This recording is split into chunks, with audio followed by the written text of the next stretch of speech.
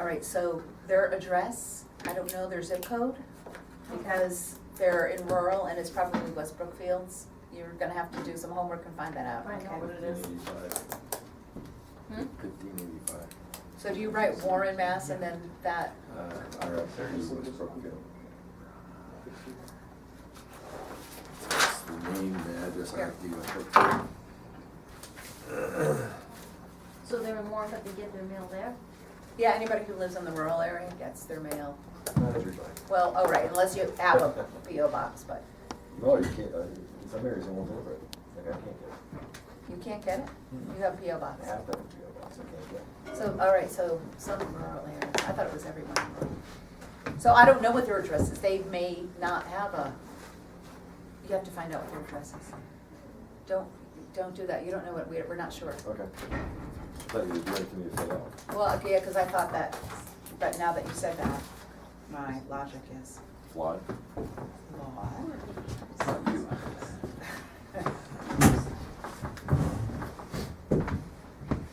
Yeah, I don't know how long you And know it's then been this down, is- happy to visit. What's your father's name? Trevor. Hopefully not that forever. Hmm? Hopefully not too long. All right, you can, all right, we're gonna, this is for the certificate of compliance for 915 Southbridge Road. We can, I'll do this a little later. Let's do the minutes.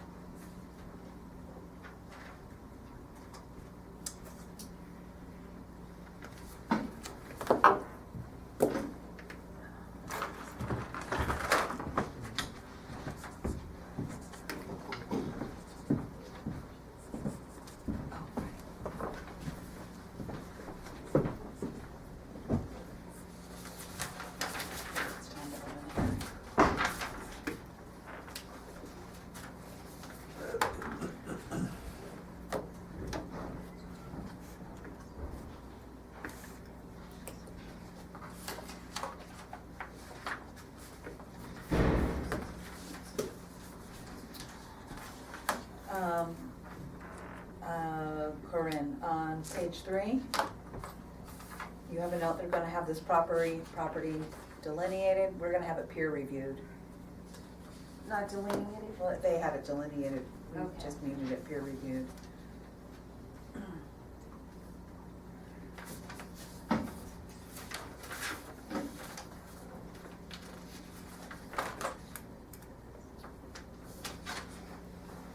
if you're ready, a motion to accept the minutes with changes? Make a motion to accept the minutes of November 14th with changes. Second. All in favor? Aye. So it is time to open up the public hearing for Cutler Road. Cutler Road, that's you guys, right? Okay. So, Josh, talk about last minute stuff today. Yeah, a little bit today, yeah, so. So just know that I did, although I saw the email barrage going through, I didn't look at it. I understand. I I didn't look at much of it either. And I have to let you know that for the next meeting and maybe the next meeting, depending on how things progress with you guys, I ski on Wednesdays. Good. So when I come here, if you have any way to, reason to contact me, I am not answering. Okay, Fair enough. fair enough. So do it beforehand, like 2 weeks prior is ideal. No, we understand. Sorry about the last minute back and forth. But so for the record, Nick Fasandola, Level Design Group. With me here tonight is Pedro Rodriguez, the applicant's representative. And we have our wetland scientist who did the delineation for us, Mr. Greg Hockman. Oh, hi, Greg. So, in general, I'd like to have Greg address the wetlands, any wetland concerns, speak to the original flagging, the modified flagging, and then we'll move on from there. Does that sound okay? Yeah, no, that's good. Okay. So I'll put up this place, the plan I had the last meeting where we kind of highlighted the areas. So the green was the original delineation, orange is the new delineation, and the blue is new isolated wetland. So we'll start with lot 3. So this would be the large parcel, and I'll let Greg kind of discuss. Oh, yeah, any of okay. that. Good evening, for the record, Greg Hockman. So Paul Davis was hired from GZA. Paul did a good job and found some additional wetlands out here. Some of them I just missed. Others I have a good reason why I missed them. This fall was a really, really good year to witness hydrology. We got a lot of rain. As you may or may not know, the bulk of this property has been logged not too long ago. As a result of a logging effort and some of the new roads and skidder tracks, the hydrology's been changed quite a bit out here. Water's being funneled to areas where it hadn't been prior. There's some real obvious wetlands out here, and there's some wetlands that are in transition that are gonna keep getting wetter as things progress. But this wetland back here, this is just a swale that we walked right through in the summer, didn't see it. It gets really wet down here. We have no argument that this is a wetland. Can I ask you? Yeah. Sure. So people in the back can see it a little bit, if you can just flatten that out a little bit, because, Here. yeah, Okay. I think that's So good. just to get your bearings, Cutler Road extension is here. This would be to the south of Cutler Road extension as the hill goes up. There's a swale here that holds water long enough to support facultative wetland plants, has hydric soils, it had hydrology. It is contiguous with the very large DBW system that's down here beyond the stone wall, which is the property boundary. Same deal here. There's another little swale where all the water just eventually, it's at the surface long enough to support wetland plants. So there's a little finger that comes up here. There's a stone wall right in here, an interior stone wall that you can't see. And water is pausing on the uphill side of that stone wall, and it's ponding. And it's ponding long enough that we call this area potential vernal pool. I truly don't think it holds water long enough, but because Paul and I aren't going to be there next spring to make that determination, we had to call it a potential vernal pool because we just don't know. The good news is the bulk of the project, as Nick's going to be able to show you, is well away from that, probably 500 plus feet. This area here that you see, this is a skidder road. And if you went out there this past fall, like we did, the skidder tracks look like streams. And some of the herbaceous growth that's starting to come into that wood road is facultative or wetter. So the fact that it had standing water, it was channelized, it had hydric soils because the skidder pushed it down far enough. We were into the water table, it had wetland plants. We had to call that wood road a jurisdictional resource area. So, I mean, that's what happens when you go in and alter something. Sometimes it just converts and against what you're trying to do, right? That's right, and unfortunately, people create wetlands all the time. Yeah. We can't argue that it shouldn't be a wetland because it is. Well, ultimately it is, yeah. There's a ditch along Cutler Road that I imagine at one point in time was dug to help keep water off the road. And a culvert was put in. It starts out as corrugated metal pipe on one side. On the other side, it turns into plastic ADS pipe. So somewhere in the middle of that road, it changes.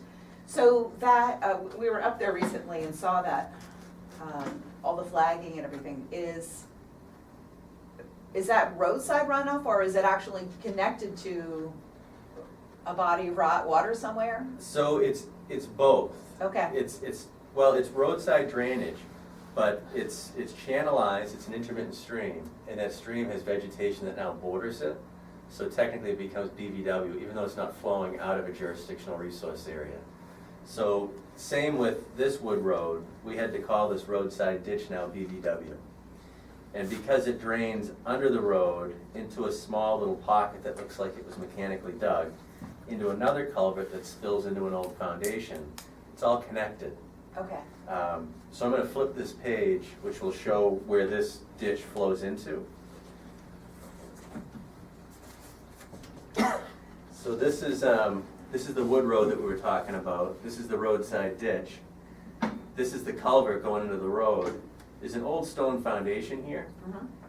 A good logical spot to funnel water into if it didn't matter, and I think that's exactly what was done. But it was done long enough ago that foundation now has wetland plants, it has hydric soils, and because it's contiguous with everything else, it's jurisdictional resource area.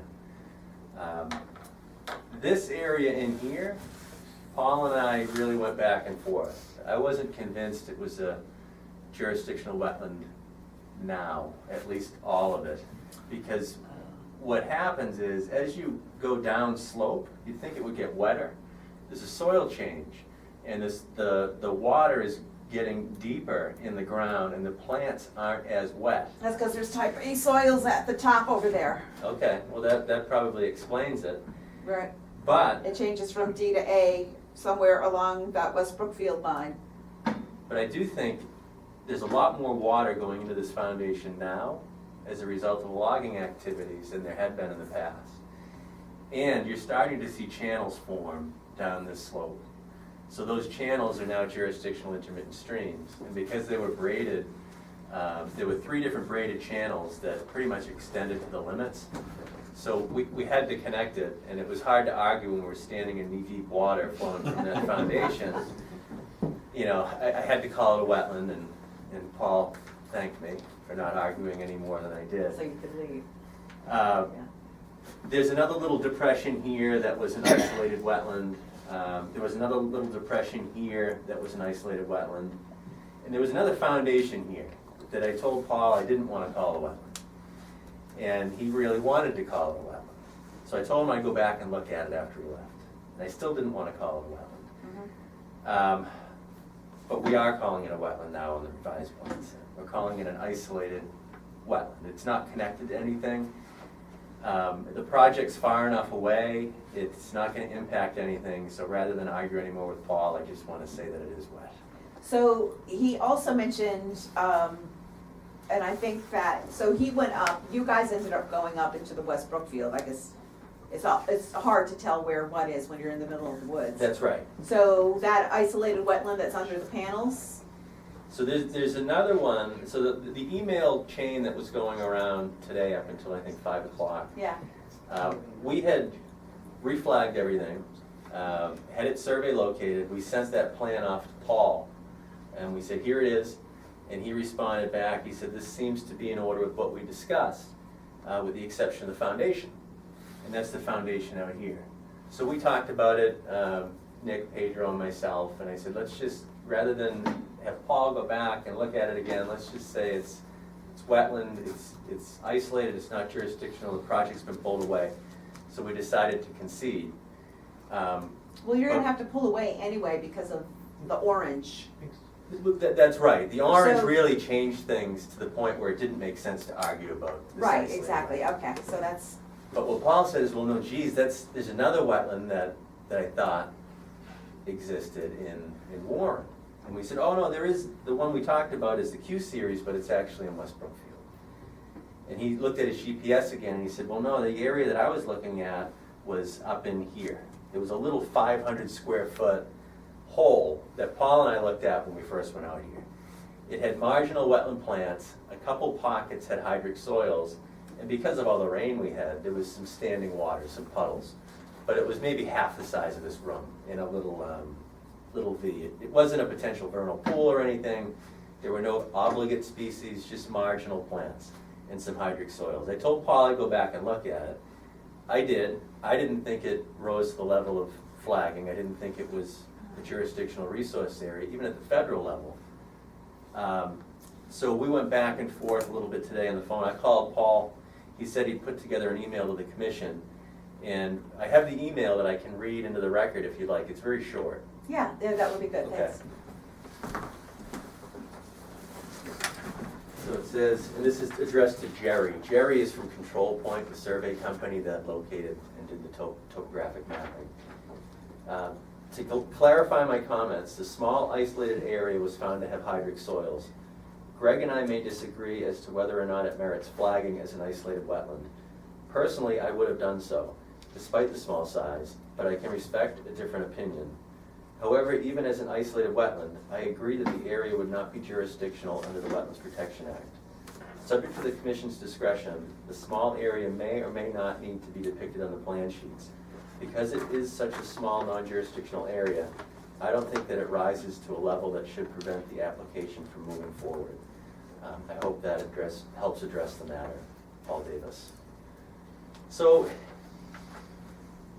if it is an isolated wetland, it should be shown, because even though it's isolated, under the general permit through the Army Corps, you can fill up to 5,000 square feet by right, but you still have to be able to show that you are below the 5,000 square foot threshold. So if it is isolated, we'll have to fill out the self-verification form and submit that to the Army Corps of Engineers. So I am going to go back and look at it, and if it is in fact a wetland, we will hang some flags and we'll show it on a plan set, and it'll be addressed certainly before construction. Well, go out and measure it, figure out how big it is, and, Well, I don't even think it is a wetland. So if But it- if it is, it's, Paul was saying he did some rough measurements and he thought it was 500 square feet. But even if it was 10,000 square feet, it would still be not jurisdictional under the act. right. But if it's not jurisdictional, it still isn't fill-inable if it's, 5,000 square feet? Yeah, you can fill up to 5,000 under the Army Corps General Permit, which it sounds like that's gonna be changed. Oh, so for an isolated wetland, I thought isolated wetland was jurisdictional. Only isolated land subject to Right, flood. I mean- Subject to flooding, Say that again? subject to flooding.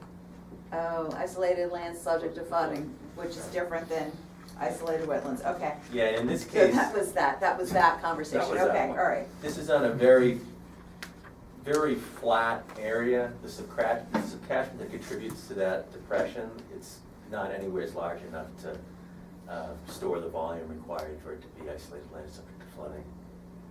Okay, But that's, so go out, take a look at it, we'll have a conversation with Paul about this. I like the colors, thank you, it helps. he could have used another color other than orange, because it really shows my errors. But Well, you know what? Red? I mean, I totally get what you're saying though, when you go out, when it's dry, depending Yeah. on when you went out, and you go out 2 months later when it's been raining every day, it does make a difference, it's harder to see those wetlands. Right, Get it, I get it, right. I'm not surprised. But as Nick's presenting the project to, if there's more question about about the resource areas, I'd be happy to answer them. Okay, all right, thank you. Yep. So, I do want to point out something, can you put that one back up? Oh, yeah, no problem. Before we even move ahead, there's two things that are really important to us. Whether it's not my jurisdiction to point out, I'm gonna point it out anyway. Okay. One of them is our bylaw, has a 150-foot abutter requirement, right? Correct, yes. So you are 10 feet from the neighboring property there. Yep, right there, your outflows? Yes, This, Uh-huh. yes. That's been modified. okay. Well, on the soon-to-be submitted and Soon to draft be plan. submitted, okay, all right. The draft plan I will present to you guys tonight. Okay, so that's good, that will take care of that. But the solar bylaw, is that what you're referring to, the natural Yeah. buffer? I believe it's 50 feet. 150 feet. 50 feet if you're next to another solar project, but it's 150 feet from an abutting property. 150 foot. 150 feet, natural buffer. But we'll have to review the bylaw. but Remove the bylaw, it's not Yeah. 50 feet. You From, might be looking at the old bylaw. Could be looking at the old one.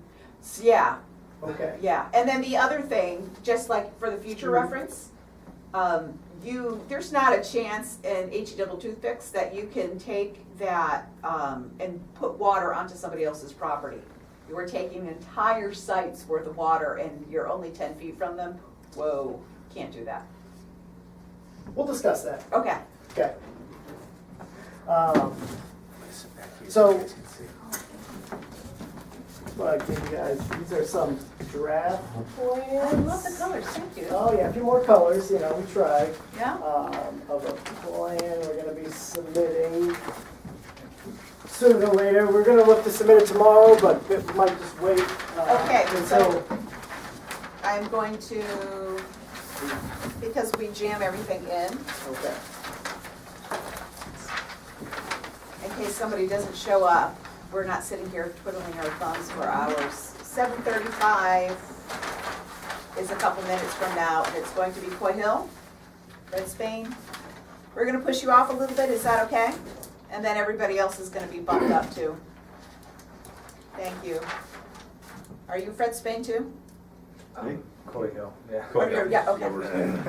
Well, we call it the Fred Spain, 777, okay. Yes.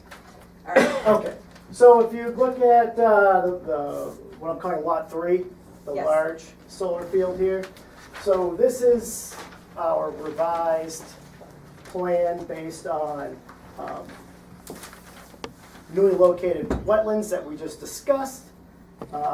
We went out and did soil test pits yeah, in the areas of the proposed detention basins, test pit we did in West Brookfield also. So we had some drainage modifications to the basins based on the results of the test pits. As stated at the meeting, the previous meeting, groundwater is high out here. We're seeing anywhere from 30 to 36 inches from the surface. 36 inches. Seasonal high groundwater, that's correct. wow, I thought it was higher.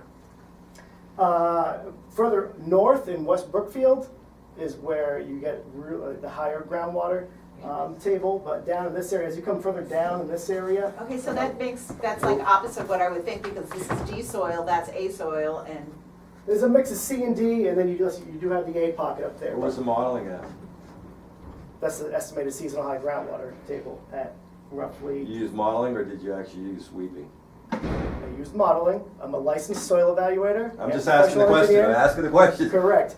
And there was significant weeping. I went out there a day after a 2-inch rainfall event, and in this extremely wet season where we've had unseasonable rainfall, over 10 inches in the last couple months, 10 to 12 inches. So where was the weeping? weeping was a little bit below that in most situations, 6 inches below that. I mean, water. 40 inches. Correct. Wow. Water table is it's about as high as it's going to get when you dig a hole. We saw weeping and standing water in all these holes, all through here. So modifications were made to these basins. This basin I relocated pulled it all outside of the jurisdictional area. Nice, thank It you. used to be here.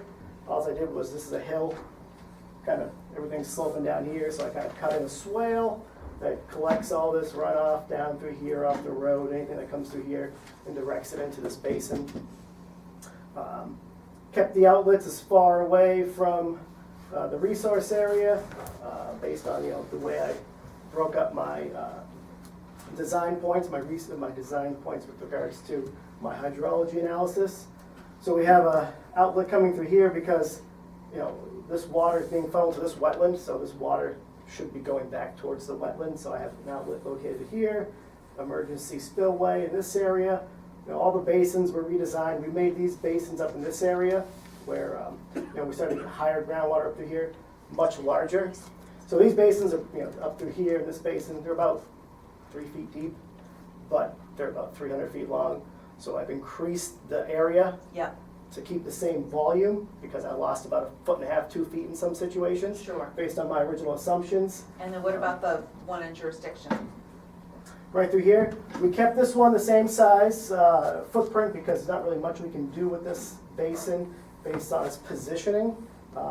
We did have some wiggle room within our pre and post design numbers to have a little bit of extra flow exiting this basin on a design standpoint. So we did keep this basin located in this area. We did raise the bottom of the basin about 1 foot to accommodate that seasonal high groundwater that was noticed, and maintain a 2-foot separation from that estimated seasonal high groundwater table. So this is not an infiltration, it's a detention basin? Strictly detention.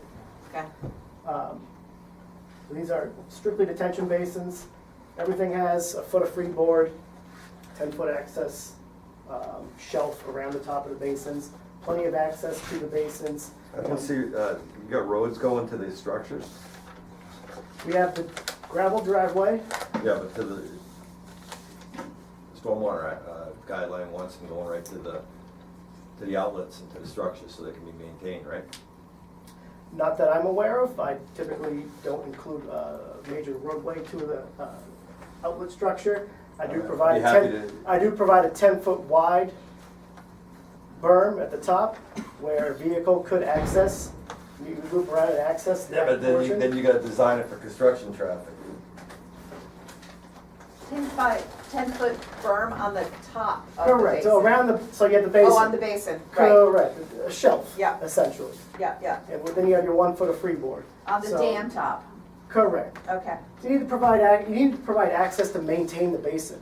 So it Right. says, provide public or private right-of-way 15 feet wide with a maximum slope of 5-1. Make sure the access extends to the forebay, safety bench, outflow structure, and never crosses the emergency spillway unless the spillway's been designed for that purpose. And which section is this? Chapter 2, the stormwater Okay. handbook. We can increase Dry it to detention 50. basins. Well, my opinion that we have significant access. We have a graded roadway to this basin. And like I said, we can extend it out. We'd be pushing another 5 feet into the buffer zone in that area. There's plenty of room if it's the commission's pleasure to increase the shelf to 15 feet. We can definitely do that. We have Well, it's not plenty- our pleasure, it's the code, you know? We have plenty of space in these areas. I'll review that section and provide a written statement Okay. at the next meeting. But, essentially, the layout and footprint of this proposed system is remaining roughly unchanged. As I did say, we pulled this basin out of the jurisdictional area. We still have this one in this area right here, as I described before. This is the natural low point where everything wants to flow, coming down through here in this area. And as I said, this basin essentially remained in the same location. We just expanded its footprint. So can I just ask you about, I just want to know how, we see so many different basin designs. It's absolutely crazy that you can do it so many different ways. Tell me how this works. How does your basin work? The water comes in, does it come in over, or does it go through a pipe? Does it? Overland, all over land flow. We're Okay. trying to minimize the pipes, because essentially you have such a large area, you need such a large pipe network. So you're just capturing the water from the road? Correct, so the way that everything's graded here, everything's gonna kind of hit the road and run down the road. Sure. So as you can see here, the basin is located at the base of the road, so Yeah. we're grading the road to keep the water in. So are you having it on the road, or do you have a swale next to the road? We're keeping it running down the roadway in this area right through here. It's gonna be running down. How This does the section of the material road. not, like, what is the road made out of that? It won't Compacted gravel, run off? correct. And we know, there are some grades that are, they're gonna, we're gonna have a small berm up along the side here, but for the most part, everything's gonna run down in this direction and be funneled to this basin right through here. So everything based on the grades essentially runs down this direction naturally and ends up in this area. We can add additional detail and put some extras, a little bit of a swale if that's what the commission's looking for. We can definitely add that detail to the plan. No, I mean, a lot think of about this this- for a second. So I was just, So- so there's, the water won't channel the road and erode the road if that is being used as the highway for the water? It could, but let me just rephrase, let me just go back a couple steps. This basin isn't taking everything. A lot of this section right through here is flowing on its natural path down towards the wetland. So Okay. this section right through here, you can see these contours pushing down that way. So this basin is collecting, this area right through here. This, you come up, there's a high point, this is pushing that way, that's just going towards that BBW on its natural path. It's not being detained, Is it's not required to be treated, it's not an impervious surface. So essentially, we're providing the basins to collect and detain stormwater. Is the road elevated at all, or is it flush? It all depends on the grades, or where it's tight, kind of up and through this section. There's a cut where it starts to flatten out. We're filling a tiny bit up through here with these grades. So yeah, I mean, we're running it at about, we're trying to maintain the natural grade coming up through here to minimize the site disturbance and grading that's required. It's anywhere between 10% to, anywhere more, no more than 12, up to about, 8% is kind of where the roadway grade averages out. Starting up down here at the high point, coming down this way. And then is it raised, or is it mostly flush, you know what I mean? It's both, Okay, it's both, depending on where it is, okay. depending on where it is. And then it just flows into the basin, is there riprap, or is there anything in front of it to slow the water down before going into the basin, or try to clean out any of the sediment that comes in from the road? At this point, no. We would probably look to, we could add some riprap at the base of in this portion right here, the base of the driveway, to essentially work as a erosion control measure in that area. And then the basin itself, how high up from the bottom of the basin is the outflow? The outflow is pretty much at the bottom, Flush with the bottom? correct. In this one, yes, we are at the bottom. So are these gonna be construction basins as well? They're not proposed to be at this moment in time. If a need for sediment basins, temporary sediment basins does arise, those will be. So will these be shut off during construction? What I have a note, well, there will be a note on the revised plan to, once the basins are installed, I have a note that says they put erosion controls around them to prevent any sediment from running into the basin. So So these aren't gonna trenched actually be any type of sediment basins, just a water detention? water detention for That's the it. most part. If they, say, construction for some reason is going poorly and we need a sediment basin and we have a sediment issue right through here, we would address that at the time. This may be used, it could be used for a temporary sediment basin. There have to be a lot of measures that go into that. We'd have to have conditions on that where, the whole thing's dug out at the end and, any sediment is removed. And we'd want all the outlets capped as well. Correct, yes. Yeah. And so then if it's not a sediment basin, you're not worried about any erosion in the gravel from the road getting into that basin? I am not, no. Because isn't that where the water's going? You said it's going down the road, right, into the basin? It will be coming down the road into the basin, that's correct. And you said there was gonna be some erosion, but now you're not worried about it getting in the basin? I said we could add riprap to this portion of the slope at the base here. That's a concern of the commission. Well, you're not concerned about erosion? I mean, you said that you think there's gonna be an erosion of the road, so I would think you would be concerned that that's gonna go in the basin and into the wetland, right? Without any way of trapping it? I don't believe there's gonna be major erosion of the roadway. Like I said, if the commission would like, I can cut in a swale on this side. If you're comfortable and you wanna stand behind it with your stamp and you're comfortable, then, I'm and if it comfortable fails, with- then you'd have to come fix it, that's all. Correct, You know. that's 100% correct. I'm comfortable with it, but I'm not opposed to having a swale on the inside, away from the resource area. You're the expert, right? That's correct. So whatever you say.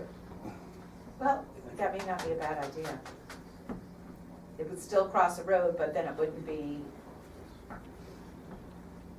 on the road, like a grass Sure, swale. Is this, like I using said, stone or is I this understand the bank concern. run, you running bank run gravel on this, or what, when you say gravel, I mean, some people say crushed stone is gravel, and some people have bank. No, I have the Mass Highway roadway base specification on the plans for 8-inch thick compacted gravel. So you gotta run posi pack,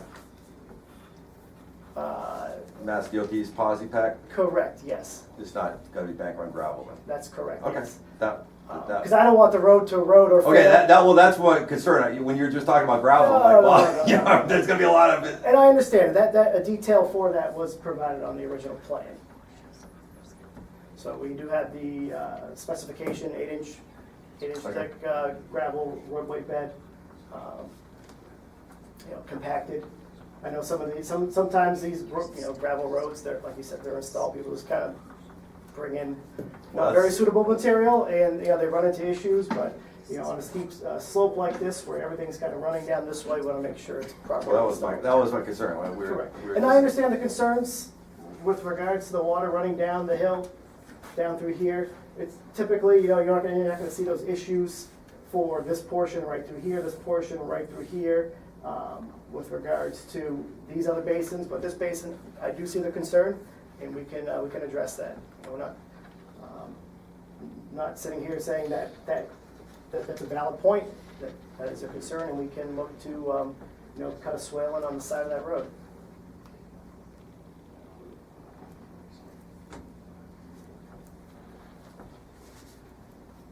Phillip? Questions? Concerns? I like that idea, of a little bit of riprap in front of the detention basin, just to slow stuff down as it comes in case there's anything caught up in the water. Other than that, sounds Yep. okay to me. Yeah, we can do that. And like I said, I'll look into the detention basin access, and if needed, we can expand those shelves to provide access around the basin. Okay, Very good. all right. Next one? Yep. Okay.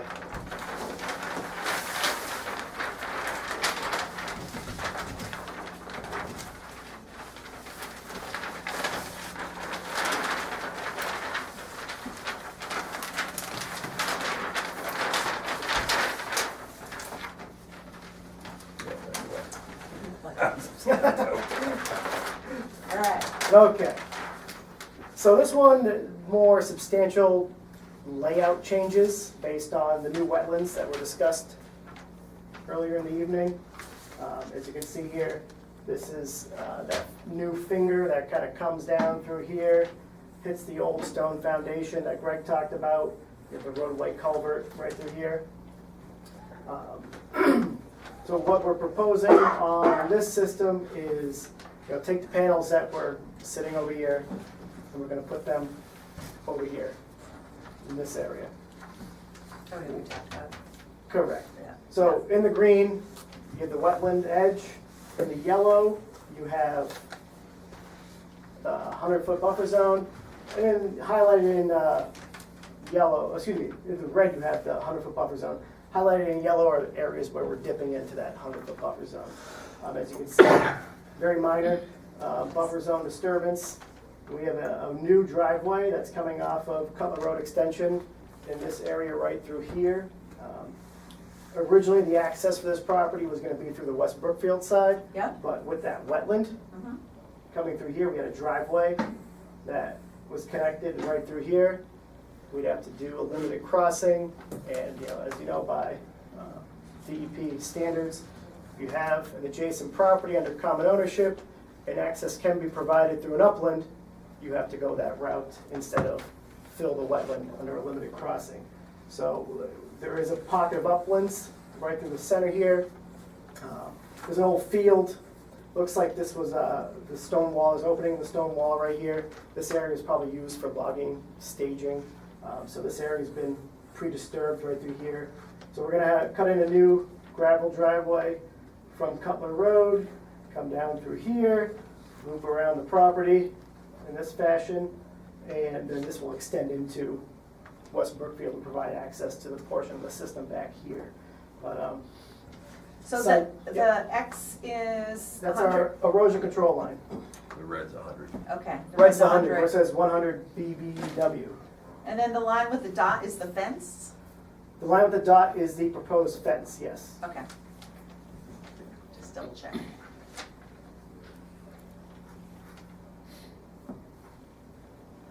So, Well, I mean, ultimately, from our perspective, it looks, from my perspective, mhm. looks good. I mean, you're out of my jurisdiction, so I can't complain too much, but I would check into Yes. the bylaw for that, because, Has there been a revision from? no, not from last year. We passed a bylaw in May, but it was 150 feet from all abutting property. You have Do you it. have it? Can I see that real quick? Yes, you can. It's right there, number 2. Okay, this isn't the one that's online. So, if you went to the zoning board, you ran into the wrong one, because somehow or other we live in a town that has a shoestring budget, No, I understand. and we updated it, but we didn't update it in certain areas, so, because it's a planning board thing, the planning board website has the right one. Okay. Anywhere else doesn't. And I think that there's 2 other versions, and I have to apologize on behalf of the town for this, but literally, yeah, sorry, yeah. Okay, the one I read says 50, so that's where I got this. I pulled it from Yeah, the that's town why I was thinking it website. must have been the other Or, one. but it's also, we have a solar bylaw, so there is a 50-foot if you're only looking We're for, looking at the solar zoning. bylaw. but the solar, we didn't have a solar bylaw until May. We didn't even have a solar bylaw, it was by right. So the solar bylaw, has the solar bylaw been updated? Yes, the solar bylaw is only went in last May, Is that what you just read? what The you just solar read. bylaw says 50. No, you read the wrong one. Is that it? Natural buffer for large solar projects. 150. And that's from the zoning code? No, Planning that's, board. the planning board, under the planning board, it is a zoning bylaw. And it's specifically a solar bylaw. The 50 So it's feet is section for the 12. small scale, Okay. right, for- No, I understand, yeah, I'll look at it. Again, And is that available only? It is, so what you're gonna do is you're gonna go to the website if it's working, Is that because we had a little problem recently, sorry. And then you go to the planning board, because that's where you're gonna go. Mhm. And then under there is the updated bylaws, and it should be updated as of May 2017. Anything with another date, it's not the right one. May 2017, 17. yeah. Okay, well, I apologize for my, But I have to say No, that this looks good, yeah. but except for that, that Correct, thing. yeah, so we'll be addressing that, but like I said, just quick overview. The goal is to get everything out of the Right. buffer zone. And Yeah, we thank you. tried, if that ends up being what it is, in that section, pulled all this outside of the 50, which. So, I mean, ultimately what's in there, the fence? The road, right? A little bit of the gravel driveway in this section right here. And this is just a little bit of tree Oh, clearing. I see, like right here, there's a little bit of a road, A little okay. bit of the road, and then this is all just tree clearing, essentially, right in this section. And you're not gonna, you're not tree clearing anywhere else, right? Inside the erosion control line, that's it, just this, inside this That's X. it, everything out is not being, Correct. no yeah. pollarding, no chopping, no thinning, anything, you're just, okay. Correct. Especially within the buffer zone. Anything shown on here, we would stick to. If for some reason, And the panels are, is that, okay, I mean, that's your plan, but is it gonna be shaded? I mean, Yeah, we're gonna receive some shade on those panels, but we're taking that into consideration. okay, because we're so close to the wetland. all right, so, do you have, your soils test that you can send us stamped? So we can take a look at we can have that for our files and look at your data. Yeah, it's gonna be in the revised stormwater report. Okay. If you want it Yeah, in a different format. well, just, each of the test pits, I mean, if it's in the stormwater report and you have the test pit data there, that's what we need. Correct. So yes. the usual, a photo and all the data that you would have. And there's a stamp on it before. If it was one of Well, your I guys. stamped the stormwater report. Right. Yeah, but the engineer who did the perk, or the soil Did you do test. that? I did. Oh, you And did? I never stamp I know, soil I logs. always like to see him Because stamp. it's not a requirement, first of all, just in general, it's not a requirement to be a licensed engineer, to be a soil evaluator. The soil evaluator has a stamp that they can stamp as well. No, you're issued a little green card with a number on it. I can put my soil evaluator number on it, but by state code, I mean, I'm a licensed PE, I can do the soil evaluations, but. Yeah, you can do it. So, right, as long as we have that data available Correct. that we can look at, that would be great, Sure. yeah. In the Our- report, Our I said- concern is guys were cheating on deep hole tests, that's why we require No, a stamp. I understand, I You mean, know what I mean? So- like I said, Just the guy that did it, just stand up and say, yep, these are my stamp. these are no, I my mean, I'll stamp it if you'd like, if that makes you guys feel better. I'm confident, especially Yeah. seeing the high water out there with the numbers on the plan, so I have no issues with that. Now, can I circle back to, Yep, and then we need to okay, take you out soon. okay. So in general, Yeah, I'm gonna look at the shelf, access around the basin, yeah, I'll address that, and we'll look to do some grading, whether it's a swale or I just kind of maybe raise the road, one or the other. Just kind of keep water off the roadway is what the commission Ideally- would like to see ideally, in this section. I would rather see water go down a grassed area than on a gravel area. Just because your outlet doesn't allow Correct. any settling. And so if there is sediment and a rilling and stuff, Mhm. we're not gonna end up with sediment in the wetlands. That's correct, okay. Or the buffer, or the Mhm. wetlands, Mhm. depending on how fast it goes out. And then one final question about Yep. the outflow, there's riprap, how wide is that, riprap outflow? This, from the base of the pipes, it's roughly 20 feet. 20 feet wide? So Wide. it fans, oh no, and then, Oh, yeah, I have 3 pipes and I'm using that area also as the spillway, so it's about, that's about 30 feet wide. okay, oh, and there's 3 exit And then I pipes. fan it out a little bit more, correct. And there's a detail of that in your plans of the basin, so we can have a better look at it in the new set of plans? Detail Of the like a basin. cross section Sectionals, yeah. Yeah, of every pipe or just a typical? just like of how A it's typical put together. section, Typical yeah. sections Yeah. of base. Materials, how, because it's a fill slope, so I have a material spec on it, general details of that nature. Yeah, Yeah. that's on the revised. right, plan. yeah, exactly. Will be once I And change then the, your berm, clay filled, are you using clay impervious material? there is impervious material, and I have a key, like a keyed in section. So yeah, that's all included on the detail. Okay. So, it's What not do you 100% clay, but it's, there's I don't have a top of my head, but there's a material spec on it, Okay. with compaction requirements, so. We don't want water, breaking through this thing, and we understand that Exactly. concern. And we've had that happen before too. Mhm. All right. And are you said you got compaction stuff on the clay and everything, are you gonna be testing that, or to verify the contractor meets the spec? Typically, I don't. That would fall under the contractor's purview, but we can definitely include that. If that's something the commission's looking for, we can include that data. I mean, just as long as somebody I mean, I'll be verifies. out there from, doing inspections during the install, the basins. We can yes, we can have a material testing company do some testing on the material. I mean, just we verified that, yes. Sure, we can do that. That'd be great. Yeah, Yep. thanks. Okay, so, major thing is we'll look into that bylaw and see what we have to change. Okay. Well, thank you. Thank you.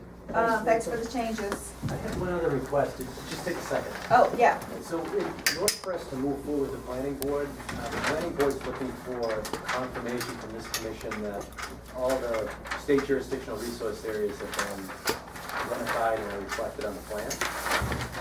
I was at that meeting.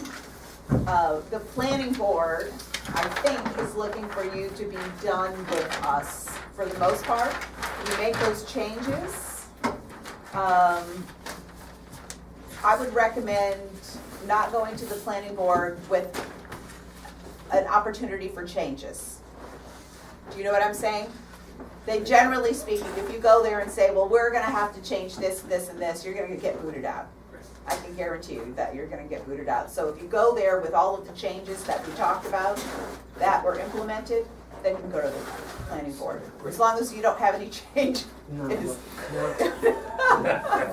Don't have any changes. Well, before you go. So look at the bylaw, do some tweaks and edits, and then, So you recommend us not to go in front of the planning board until we have our next meeting? yes, I would recommend that. You can do what you want. Oh, I am not telling you what to do in that regards, but I'm just, the planning board, we're very, Specific. very specific. I was there, he did say no changes. So I would recommend Did you give us a date? our January 9th. January 9th? Okay, Thank you very much. all right, thank you. Oh, before you go, any questions? Last time you were here, you said. Sorry, I packed everything up. It's okay. No, I don't need to see any of that. Last time you were here, you said that you would provide the MS. yeah, I haven't Do you have right here. that? I haven't all. Thank you. Oh, thank you, because I do have that written in my notes. Oh, sorry about that. Yeah, we have those for the panels and the battery system. Ooh, thank you. Yes. So, Oh, and you have a pile of them. We Nice. forgot, sorry. No, that's okay. I mean, I have it written down as a note to ask you, and So,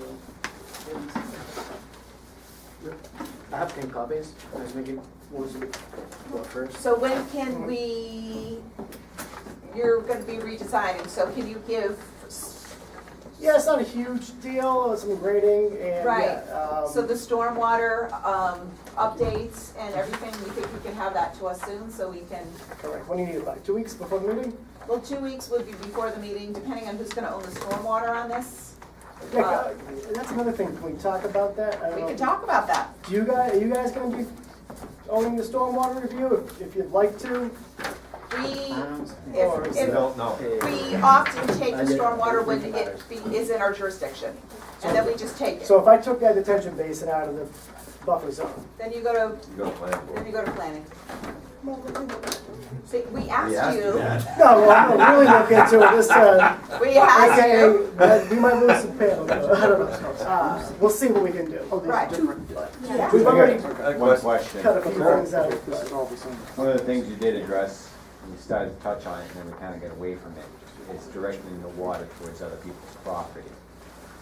Now, is that gonna be addressed? Because Well, it is now, well- because there's, the right? I'm sorry, I'm not gonna interrupt you. No, go ahead, Well, I was just didn't gonna mean to say step- that Step on toes. They were Yeah, looking we're at all the old bylaw or another bylaw, they didn't look at the new bylaw, so So As the far as- 150-foot buffer now would essentially address that. I think so. I mean, I don't, It's always a civil matter if it doesn't, you know what I mean? but it's 100, you have 150 feet versus the 10 that existed I mean, before. there are rules that you can't, And oh, you know, I mean, if you have a property and these guys, there's some common sense rules that the state says you can, they can do some general grading and they can change a little bit of the water flow, but when you take an entire 50 or 100 acres and you channel it to one area and then you dump that, well, I don't know if they've been to court yet. I mean, I've been reading some court cases about it to see it, but there are some issues civilly if your land gets, if you get hurt by that. I'm just asking because there was a gentleman in the planning board meeting that was very concerned about that because again, the significant changes with the logging directed a lot of that water towards his property. Oh, right, yeah. And of course, that costs you a lot of money to fix that afterwards, and Right. who's paying for that? And he gets stuck with the bill, so. So one of the things that needs to be looked at, and what they look at, and that our peer reviewers need to look at, depending on who owns it, different peer reviewers, we would be looking at how much water and how they're looking at the stormwater. So they're cutting the trees down, channeling all the water into the basins, and then it's behaving a certain way. What happens to that water? Well, again, Peer reviewer should be looking at that from a perspective that includes your site, but also what happens down grading it too, because we have all these abutters that we need to be concerned with, and hopefully you were doing that in your plans. Yeah, so what I always tell people, you know, I go do a lot of these meetings, the water goes where it's gonna go today, and it's gonna go there when we're done with the project. That's how we design it. So things do change a little bit, and you know, that's why you install the retention basins based on how fast the water is getting to that point. So you slow it down, and then you release it at a controlled rate. But that's So- not really true though. I mean, when you have a whole 50 acres of sheet flow is a lot different. I mean, it's the same amount of water, but it's in sheet flow as opposed to 50 acres of water in a 12-inch pipe. Correct. You know what I mean? So it's not the, it's And not that's the why same. we calculate it and we size the outlet pipes and we direct the I'm water not questioning the into- sizing and the calculations, but To certain you're areas. drastically changing the direction of the water. Because you're capturing it all, bringing it in, right? You told us all the water's going into these basins. So all that acreage is coming into one basin. Now you've got a giant pond of water that's coming out of 12 or 16 or an 18-inch outlet in a point source, in a major point source. You don't have it coming up the street because you just told us it collects it in the basin, right? Correct, that's why Okay, so- on something like this, we have multiple basins, we try and Right, stick but you're- those basins. But it's not the same Where as the without the water basins. is It's not the being same as the land channelized. now before that's there. Well, no, You know? I mean, no. That's That's the, right. Exactly. And it does that's follow the its way, point. but it doesn't have the trees, it doesn't have the roots, it doesn't have the, you know, it, Correct, it's Not not the the same, it, but we put the water on the same path. Now I have a follow-up with that. Yeah, no You're- problem. you're- Sorry to beat you up, Nick, but I'm used to it. you're trying a new technique too, with grinding up all the trees, chipping them and using that as a 6-inch base, going across the whole site. That's what you were talking about. The Are you technique's not, still doing that? yeah, the technique's not new. These guys have about 20 projects with using that technique. Is that something you guys How old are the experienced projects? before? never, we have not Because seen. how is that gonna affect the Well, water that's what I now? say, how old are the Are we gonna projects? sit- I mean, ultimately, we've always had meadow, because meadow is a guaranteed, you know, we've always had meadow under the panels, because what happens is that the chips eventually degrade, and then what grows back could be crazy, you know, multiflora rose, the bittersweet, and can you mow that? Do you go and mow it? How do you maintain it? Yeah, we hire an company that does maintenance in all of our projects. So all of our projects, then they don't have a lifetime more than 5 years. Same as no project in Massachusetts older than 10 years.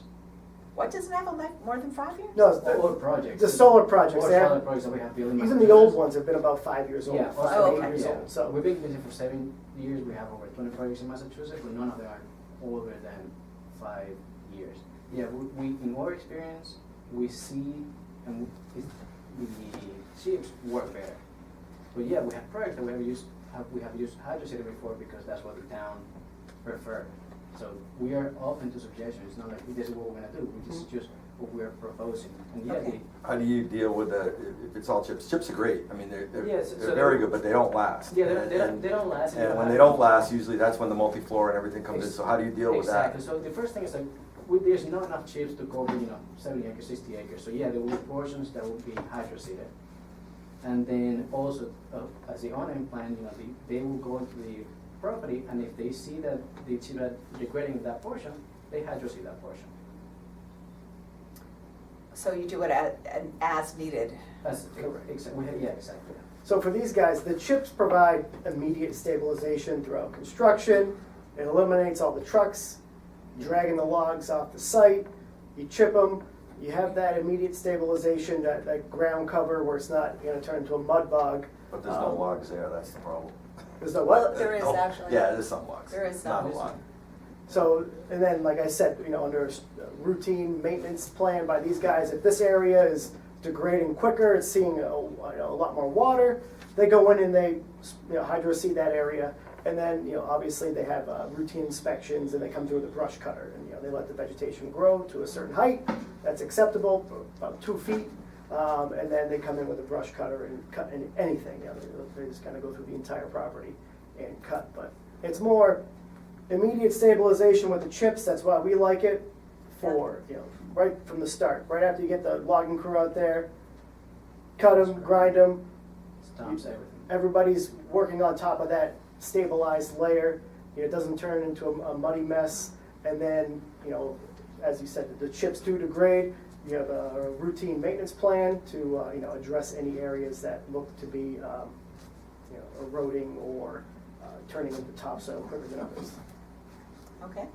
Well, that is the planning board's jurisdiction at this point, so we are curious. Mm-hmm. But these guys are, all the red lines, their work is pretty much out of our space, except for like a little bit of road.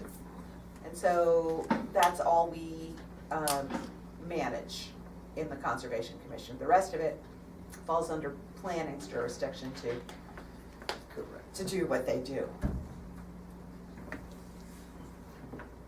All right, Anything else? I think you're good. Okay. Thank you. Thank you. Thank you. See you in 2019? Right. Oh, boy, that's the first person who said that to me. I went out there tonight, there is still a little water in the foundation. Oh, really? So I We'll drove still all be the doing way this. You guys Thank can you throw very the plants much. away, it's Thank gonna change. Oh, Thank you. Thank you, see you. You can hold on to that. See I'll you. ref- Take it easy. I'll use you as a reference for that. A lot of times when I have to go to the numbers.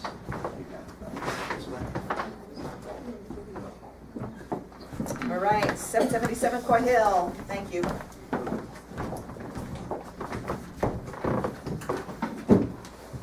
We're running late. I know those guys, they deserve it. All right, we're in line. So guys, I guess I can go and get started while John here sets up. Yeah. My name is Evan Turner. Last time you saw Larry Rozecki.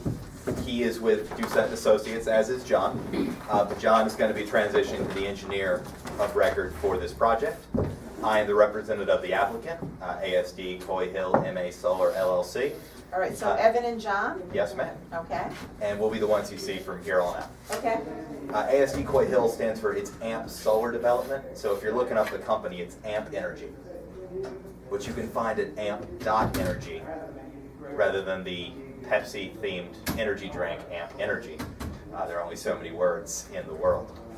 So what I expect out of tonight, Larry came in and presented the project to you, and I was triple booked one night because we were on the agenda. yeah, And it's always nice to get some homework and get your eyes on it, make you aware of it. Similar effect tonight. We just got you the check this morning for your consultant. yeah, So we obviously don't expect to make any real headway here Nope. on the design, but I did want to introduce myself, get some information from you. and I guess you know where our head's at, for lack of more words. And that'll walk you through the site. Oh, wonderful. Are you guys here also for the Mr. Fred Spain's property here on the west side of Coy Hill? Try to keep everyone. They're here because Well, We're here for everyone. Roger. Well, our colors aren't the Every same. single one of them. Oh, Super. Our colors aren't the same, but they are just as plentiful. They are, thank you. So Nice colors. I'll walk us around the project here for everyone, and then I'll go over the ConComm specific stuff of the jurisdiction and our agenda here, and then I'll go back to the board with questions, and in between that I'll be going back to John for a lot of the engineering stuff, and I don't think we'll be terribly long. Okay. So this is south, this is north, so we're coming up Coy Hill here, and we have two sites as part of this single set of plans. And right now they are separate due to these wetlands in the middle. We have a south site that is split in half by this wetland, and we come all the way up the street and around and back in. We have a north site that is north of this second wetland, or I guess third. 1, 2, 3. We'd enter right here off 777 Coy Hill, come right up the property, right by, this is all field.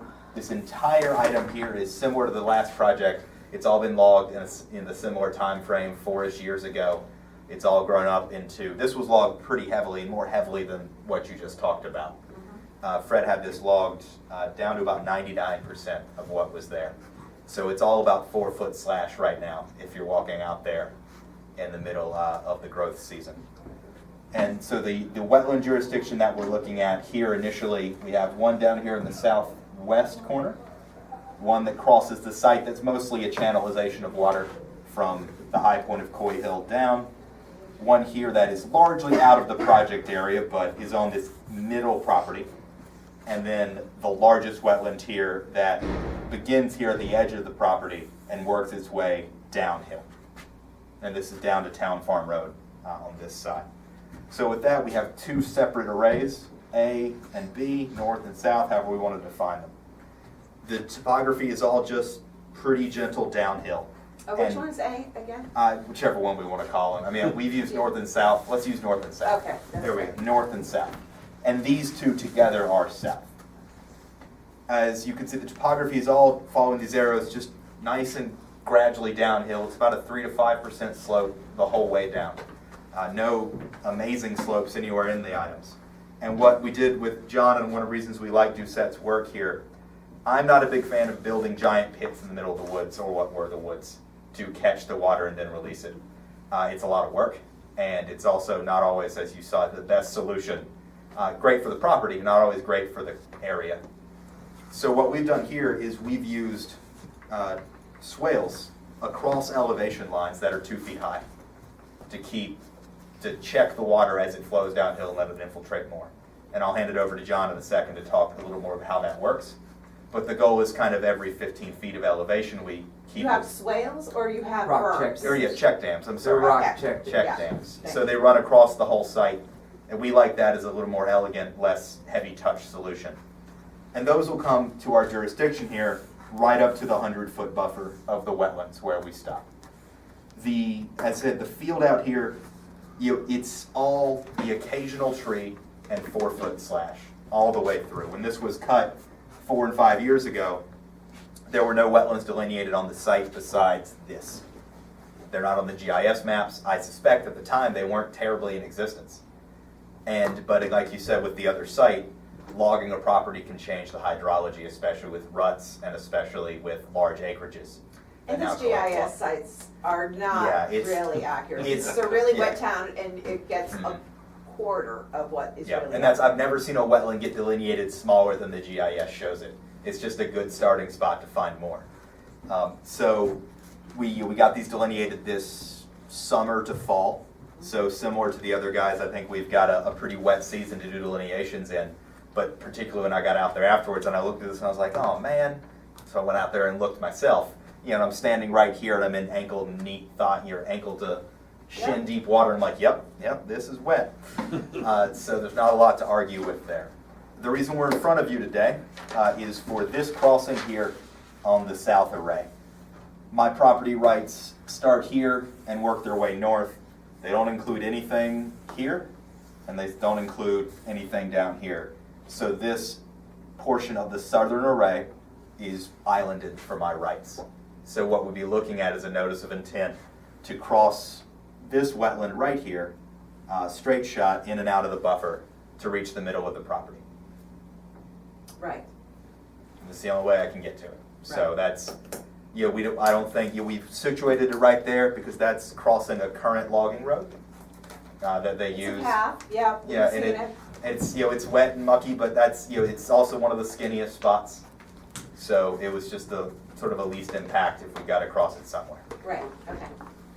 And I guess I'm going to hand it over to John to go over some of the hydrology and talk us through anything else I may have missed. In essence, what we tried to do with the design is mimic what exists naturally, but slow the water down, not channelize it. So we utilize these large rock check dams to essentially impound the water very slowly, and they're only 1.5 to 2 feet high.